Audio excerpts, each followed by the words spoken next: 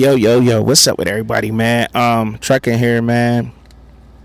I wanted to talk to y'all about this draft and this draft class, man, cause it's special. It's special, right? These guys, y'all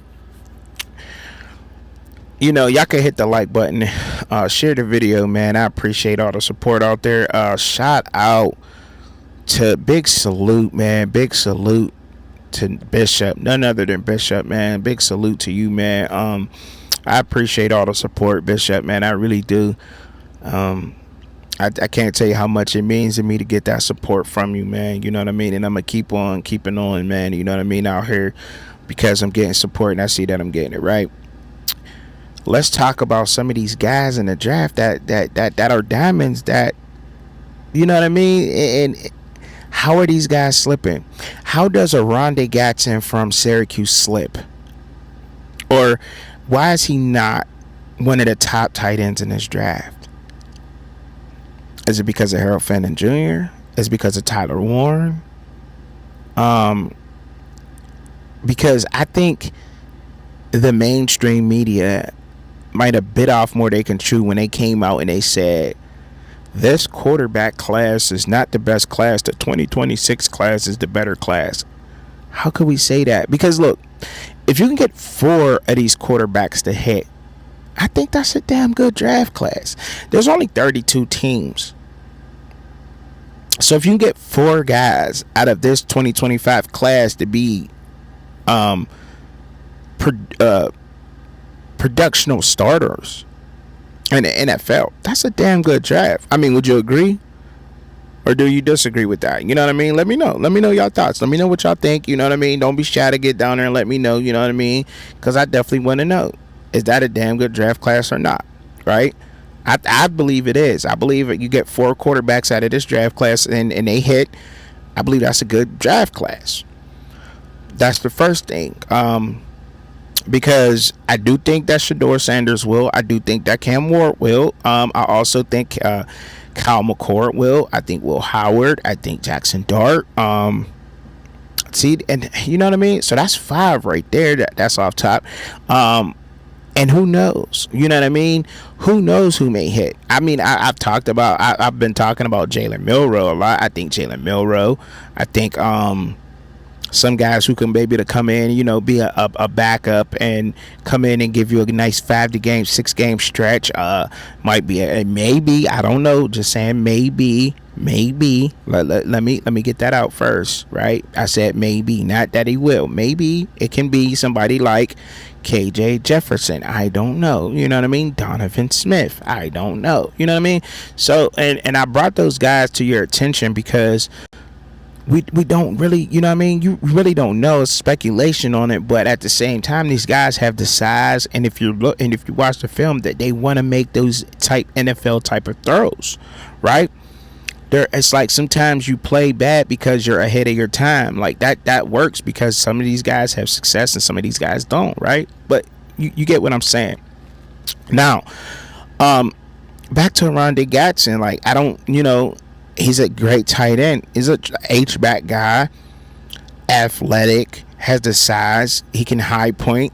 He can route run.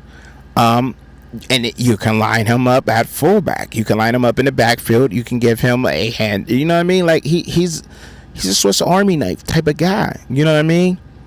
And valuable. And I don't know about this comp, right? But I've been trying to, I try to stay away from comps because I'm really not that good at comps. But Jonnu Smith early on is what Rondé Gatson gives me. Am I wrong? You know what I mean? Jonnu Smith early on reminds me of Rondé Gatson. And I think that somebody like Tua, you know what I mean, or Miami can benefit from a young tight end like him. Okay? If I had to put a team in the name on it, right? All right.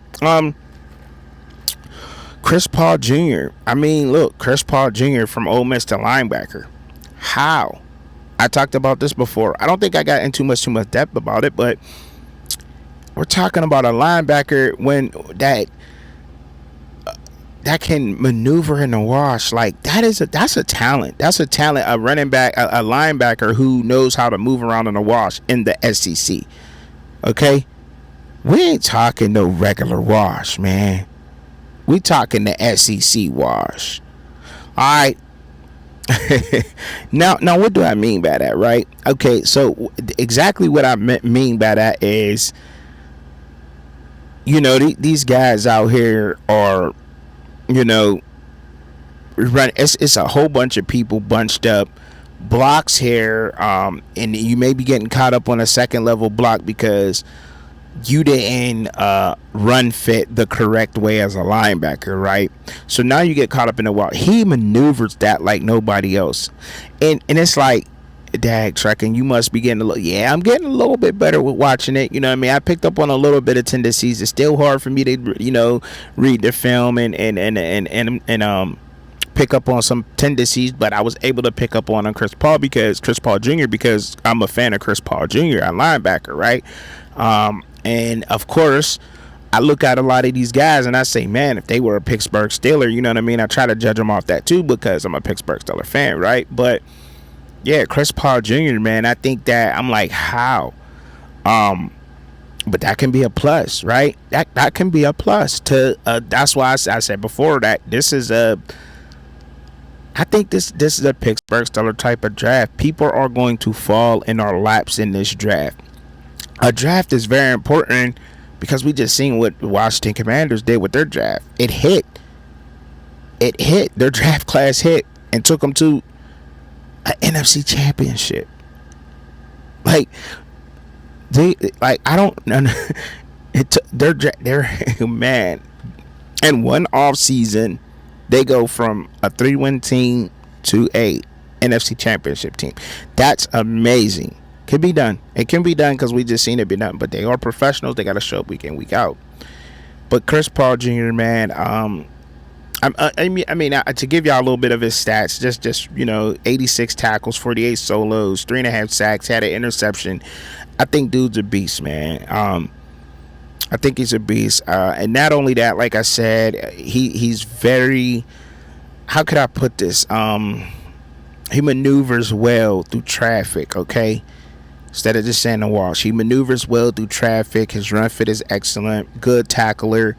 I think he could work on that. Coverage. I think coverage would be my concern with him. But other than that, I think, you know what I mean, he's a solid pickup, and I would love to have him. But a team wise, so real quick, a team that I could see him on playing.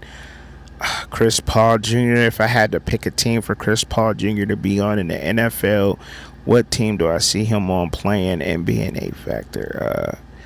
Carolina Panthers. Yes, that's how highly I think of him. Yes. All right. There was some great linebackers in there, but yes, that's how highly I think of Chris Paul Jr. I think that'll be a good spot for him.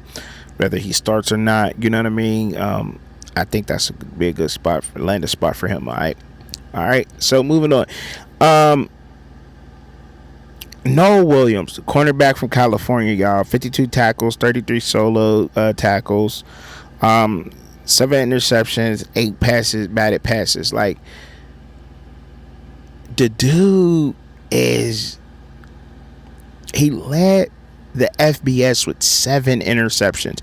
I think, was that Charles Woodson's record at Michigan? 7 of them that he had, or was it 5 or 7? I think it was 7, or maybe it was more. I don't know. Y'all let me know down in the comments. Right off the back, I don't really have none of my computer handy with me right now. It's just me, the mic, and the cam. And notes I took, of course. But you get to thinking, how does a cornerback who led the country in interceptions, has more tackles than the Heisman winner, not be considered one of the best cornerbacks in this year's draft? And then you say to yourself, well, if he's not one of the best, but he's leading interceptions, the Heisman Trophy winner, what Travis Hunter had, 11 batted passes, something like that. And I think he got 8, but he got 3 more interceptions. Yeah, they threw the ball his way, but you weren't that successful. You know what I mean? Like, you weren't very successful throwing the ball his way, right? So they did keep away at him at a certain point of the season. They said they figured out, oh yeah, he's gonna pick the ball off, right? Um, amazing skills. You know what I mean? Aggressive guy. I really like Noah Williams. He's aggressive. He's probably gonna slip in the draft. And guess what? You're going to end up with another situation like how Philadelphia ran into this year. Cooper DeJean and Quinyon Mitchell in the same draft. How does that happen? Because the people who are supposed to be evaluating the talent do not, they overlook guys like Noah Williams. That's crazy to me. We most definitely in the Pittsburgh need a ball hawking cornerback like Noah Williams to go on the other side of Joey Porter Jr. I think that helps solidify. Can we get him in the 5th or 6th round? Absolutely. Because people are not, unless, and I will say this, right? Until he's right now he's 5th, but we probably can get him 3rd or 4th round. You know what I mean? And I say this because until he runs, let's see how he runs. If he runs, he's fast. Some people might jump up and take him. Do I think he's a bad reach pick? Absolutely not. I think he's a perfect reach pick. How could you go wrong? you know he got the hands. He's very aggressive. And with that, I mean, some receivers, they say handsy, but I like those guys who play like that. I like those guys who play like that. That's the only way to play that position. You know what I mean? Especially in the NFL, you're going to have to be a little bit more aggressive, and he plays NFL style type of corner to me. You know what I mean? Some people may call him handsy. I don't. I like the way that Noah Williams plays the position. Good tackler, decent tackler at the position. I think he can get a little bit better than that. But hey, you know what I mean? He'll hit you. Sauce won't. Let me just say that. All right. Yeah, man. I mean, and last but not least, man, I'm gonna get on up out of here. Before I get on up out of here, I'm gonna talk about Dillon Gabriel. Dillon Gabriel, man. I mean, like completion percentage. You can say, well, that's because he dinks and dunks, but a lefty, athletic quarterback. He's not, you know what I mean? He's not a runner. He's a pass first kind of guy, a lefty, which helps out with setting up against defenses, and you have to set your offense up. You have to be, if you're an offensive coordinator, everything in your playbook almost has to be flipped when you have a left-handed quarterback. That's okay, but I think Dillon Gabriel, yes. I didn't even mention him earlier in the video when I talked about quarterbacks, which is crazy, and not a lot of people are talking about him, but I do think that he's one of the most athletic quarterbacks. He came in with experience like Michael Penix and Bo Nix, and on top of everything, like the kid is a winner. The kid is a winner, man, and he has enough speed to get away from the pressure. And guys, so would I be mad if we don't get Jalen Milroe? I'm gonna be upset if my Pittsburgh Steelers don't get Jalen Milroe. Yes, I'm going to feel some kind of way because I think he's the answer. I do think he's the answer because if he ends up in Baltimore, oh boy, the offense don't miss a beat. The offense does not miss a beat if something happened to Lamar got sick or the flu. You know what I mean? Like. Here comes Jalen Milroe. Step in, running the same exact offense, the same kind of way, and it's good. Philadelphia Eagles will take him. I'm sure they will love him to back up Hurts. Same kind of offense, and I think he can learn a whole lot from Hurts, the best person to run the RPO in the league. But Dillon Gabriel is just such a smart quarterback, man. I called on Bo Nix and I was called out for it, but I'm going to say Dillon Gabriel. He may even be the best. He like quarterback in this draft. Like, hold up, like 6 foot, but he knows how to read a defense. I think he has I mean, with all the experience, you're gonna say you damn right with all the experience, but it's not easy to be able to identify what the defense is throwing at you. You know what I mean? It's not easy to identify that, and then Dillon Gabriel knows that, and that's where Ohio State played the best at, because they threw something at Dillon Gabriel that he has not seen all season, or nor did he expect us from Ohio State. Right? They could have better prepared him for that in the Ohio State game. That's neither here or there, but he's a fantastic quarterback to have, man. Dillon Gabriel. Just hope he got into the right situation. But can you believe you can possibly get a Dillon Gabriel on your roster in the 4th or 5th round? How is that bad?